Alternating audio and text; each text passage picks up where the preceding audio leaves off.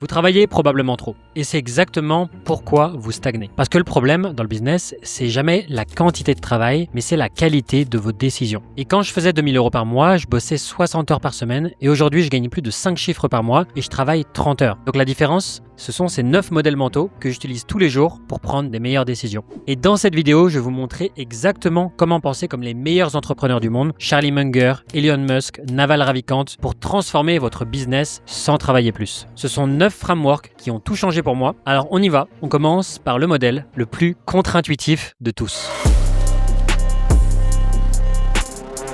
Est-ce que je devrais acheter cette énorme télévision ? Vous vous dites probablement, je sais pas, ça va me coûter de l'argent, donc...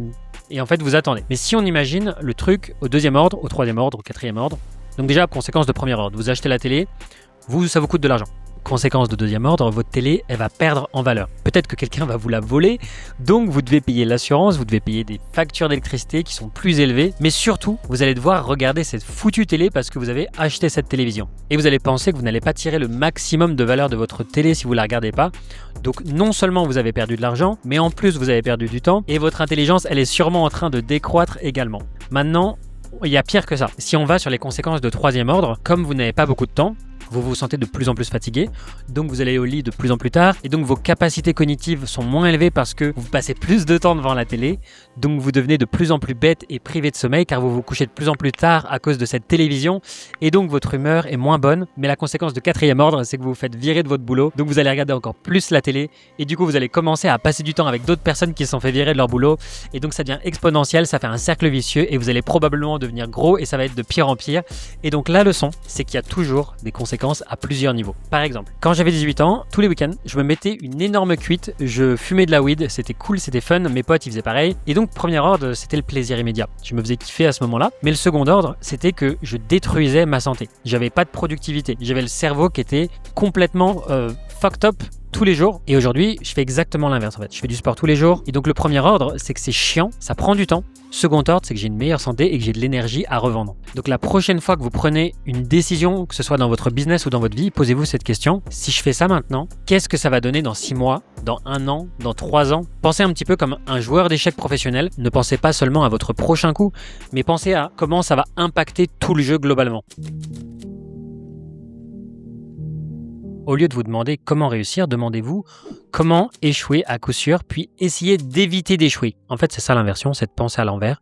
Et donc Charlie Munger, le bras droit de Warren Buffett, il a bâti toute sa fortune sur ce principe. Il a dit: montrez-moi comment échouer et je vais l'éviter. Si je vous demande comment réussir dans un business de coaching, vous allez probablement me dire: il faut créer du contenu, il faut faire de la pub, il faut optimiser mon funnel, il faut avoir une belle identité visuelle, etc. Maintenant, si on inverse la question, comment garantir d'échouer à coup sûr dans le business en ligne? Là, la réponse, elle devient hyper claire. Ne passez pas à l'action, n'ayez pas une offre que les gens veulent acheter, ne générez pas d'appels, ne faites pas d'appels de vente. Vous venez de découvrir les 4 seules choses qui comptent vraiment. Tout le reste, c'est complètement inutile. Et donc, la prochaine fois que vous avez un objectif, essayez d'inverser la question. Au lieu de vous demander comment être plus productif, demandez-vous: qu'est-ce qui m'empêche d'être productif? Au lieu de comment atteindre mes objectifs, qu'est-ce qui m'empêche de réussir? Et rien que le fait d'éviter les manières d'échouer, ça va dramatiquement augmenter vos chances de succès. Maintenant, il y a encore quelque chose de plus dangereux. C'est que chaque décision que vous prenez a des conséquences à plusieurs niveaux. Une carte de la réalité n'est pas la réalité. C'est une version simplifiée de la réalité. En fait, dans le business en ligne, donc il y a la carte et il y a le territoire. Et la carte, c'est un peu ce que tout le monde voit, donc c'est les abonnés, c'est des vues, c'est des likes, c'est des analytics, alors que de l'autre côté, il y a le territoire. Donc là, c'est vraiment la réalité, il y a les ventes, il y a les revenus, il y a la rentabilité.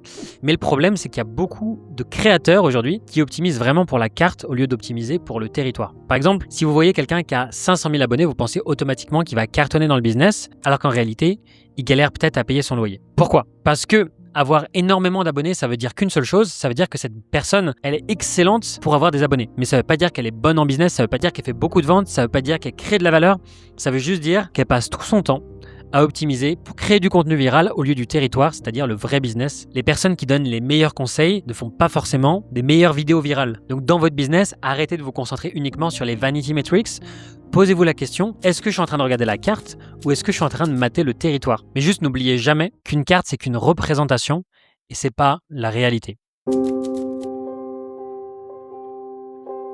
Vous avez une maison en Lego. La plupart des gens bougent juste 2 ou 3 briques pour améliorer, Alors que les génies, ils vont tout démonter et ils vont reconstruire un château. Donc penser en principe premier, c'est de simplifier des problèmes complexes en séparant ce qui est absolument vrai des hypothèses. Et en fait, on se concentre que sur l'essentiel. Quand je suis parti du low ticket au high ticket, je suis pas parti de mon ancien modèle en essayant de l'optimiser. En fait, j'ai tout déconstruit. Je me suis posé la question, comment est-ce que je peux faire pour avoir des clients le plus rapidement possible sans audience en partant de zéro? Et donc, j'ai enlevé toutes les hypothèses qu'on nous a fait croire. Il faut une grosse audience. Ça, c'est complètement faux. C'est une hypothèse. Est-ce qu'il faut un tunnel compliqué? C'est complètement faux. C'est une hypothèse. Est-ce qu'il faut faire de la pub payante? C'est complètement faux. C'est une hypothèse. Et donc, je suis reparti des principes premiers. C'est quoi les principes premiers? C'est que 1. Les gens, ils achètent quand ils ont un problème urgent. 2. Les gens achètent à ceux en qui ils ont confiance.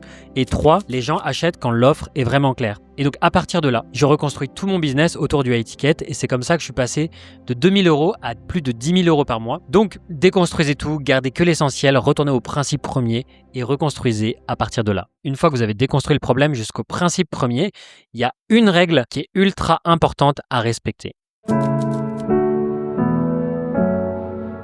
Quand vous avez 10 explications possibles, choisissez toujours la plus simple parce que c'est presque toujours la bonne. En fait, les explications simples, elles ont plus de chances d'être vraies que des explications compliquées. Il y a Carl Sagan qui disait que les promesses extraordinaires ont besoin de preuves extraordinaires. Parce qu'il y a beaucoup de gens qui pensent qu'ils doivent avoir un plan d'action ultra complexe, super galère avec 47 étapes pour réussir dans le business. Alors qu'en réalité, si votre offre ne se vend pas, l'explication est souvent hyper simple. C'est que votre offre n'est pas bonne.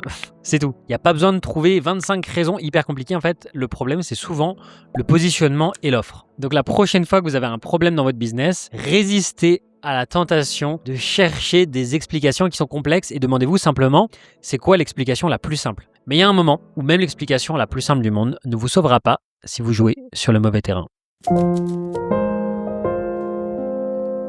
Vous ne demanderiez pas à un médecin d'aller réparer les tuyaux de votre salle de bain et vous ne demanderiez pas à un plombier de vous opérer. Et bien de la même manière, dans le business, si c'est pas dans votre zone de génie, il vaut mieux déléguer ou apprendre. Mais surtout, faut être hyper conscient de ses limites. Donc il y a un truc que j'ai mis un petit peu de temps à comprendre. Par exemple, je suis bon en coaching, je suis bon en création de contenu, je suis bon en vente. Et par contre, je suis une putain de brêle en support technique. Et donc pendant des mois, j'ai essayé de gérer toutes les automatisations business, les intégrations techniques et tous ces trucs-là, en plus qui me font chier. Et résultat, j'ai perdu des dizaines d'heures. Je me suis arraché les cheveux. Et au final, ça marchait à moitié. Alors que le jour où j'ai décidé de déléguer tout ce qui sortait de mon cercle de compétences, bah ça allait beaucoup mieux parce que c'était pas dans ma putain de zone de génie. Donc, commencez par faire la liste de vos cercles de compétences. Où est-ce que vous êtes bon? Où est-ce que vous n'êtes pas bon à l'extérieur de vos cercles de compétences? Et demandez-vous, est-ce que je peux déléguer ces trucs-là justement? Ça ne veut pas dire que vous devez jamais sortir de votre zone de confort, parce que parfois il faut apprendre, mais soyez conscient de vos limites. Maintenant, parlons de comment arrêter de penser en noir et blanc. Quand vous pensez en probabilité, vous essayez d'estimer en utilisant les mathématiques et la logique la chance que quelque chose se produise. Par exemple, est-ce que la foudre va tomber sur moi aujourd'hui? On ne peut pas être sûr à 100%, par contre on peut dire qu'il y a 0,0001% de chance que ça arrive. Donc laissez-moi vous donner un exemple de comment j'utilise ça dans mon business de manière concrète. Donc mon objectif pour 2026, c'est de faire 1 million d'euros de chiffre d'affaires. Donc ça fait 83 000 € par mois de cash collecté. Est-ce que c'est possible? Je ne sais pas à 100%. Mais par contre, je peux calculer la probabilité que ça arrive. Si on prend la première step, objectif de faire 50 000 € par mois de nouveaux cash collectés. Si on prend le prix moyen par vente qui est de 3 000 €. Donc pour ça, j'ai besoin de faire 17 ventes par mois. Donc pour avoir 17 ventes, il me faut un taux de closing de 20%. Et donc pour ça, j'ai besoin de 85 appels de vente effectués. Et donc pour avoir 85 appels de vente effectués avec un taux de show-up de 60%, j'ai besoin de 142 appels de vente réservés. Et pour avoir 142 appels de vente réservés, j'ai besoin de 202 appels de vente proposés. Et pour avoir ces 202 propositions d'appels, j'ai besoin de 808 nouvelles conversations. Et donc, avec un taux de réponse de 10%, j'ai besoin d'envoyer 8000 DM outbound par mois. Et maintenant, je sais exactement ce que je dois faire pour atteindre mon objectif. Donc, il faut arrêter de penser en mode est-ce que ça va marcher ou est-ce que ça va pas marcher. Il faut penser plutôt en mode il y a X% de chances que ça marche. Et donc, vous calculez vos probabilités. Et puis, vous partez de votre objectif et vous remontez comme ça les probabilités. Et donc, les probabilités, c'est ultra puissant, mais vous ne pouvez pas toujours tout calculer en avance. Parfois, vous devez juste tester. Donc la pensée expérimentale, c'est de traiter vos décisions comme des expériences scientifiques. Vous avez une hypothèse, eh bien on va la tester. Vous pensez que quelque chose va marcher, eh bien on va le valider avec des données. C'est un petit peu comme un bac à sable pour l'esprit. Là, on peut jouer, on peut tester nos idées sans prendre de risques. Donc voilà comment j'ai créé mon programme L'étincelle en utilisant cette méthode. Donc le programme actuel, c'est pas quelque chose que j'ai créé en une semaine, c'est vraiment un processus continu qui a duré pendant plus d'1 an et demi et qui continue encore aujourd'hui. Donc voilà un petit peu comment ça se passe. D'abord, on va essayer quelque chose. Ensuite, on va potentiellement échouer ou réussir. Ensuite, on va analyser. Donc là, ça fait une sorte de boucle de feedback. Et ensuite, je vais itérer, je vais faire plus de ce qui a bien fonctionné et je vais faire moins de ce qui n'a pas fonctionné. Et la raison pour laquelle certaines personnes sont meilleures que d'autres, c'est simplement parce qu'elles sont passées par ce fameux cycle itératif plus souvent que vous-même. Et donc la prochaine fois que vous avez une idée, imaginez que c'est vraiment une expérience. Vous vous posez une question, vous faites les recherches, vous posez une hypothèse, vous testez cette hypothèse, vous analysez les résultats, vous ajustez en conséquence et vous changez qu'une seule variable à la fois. Sinon, vous ne saurez jamais ce qui fonctionne. Mais il reste un dernier piège qui risque de vous faire perdre des mois à vous battre contre des problèmes qui n'existent même pas.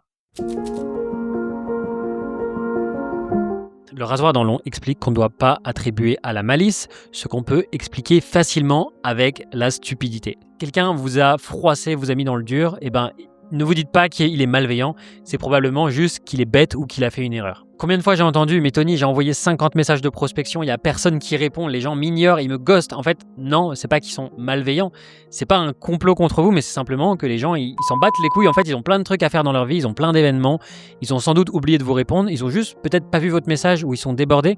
C'est souvent la raison principale pour laquelle les gens ne vous ont pas répondu, mais c'est pas de la malveillance. Et donc la prochaine fois que quelqu'un ne fait pas ce que vous attendez, résistez à l'envie de lui dire que c'est de sa faute.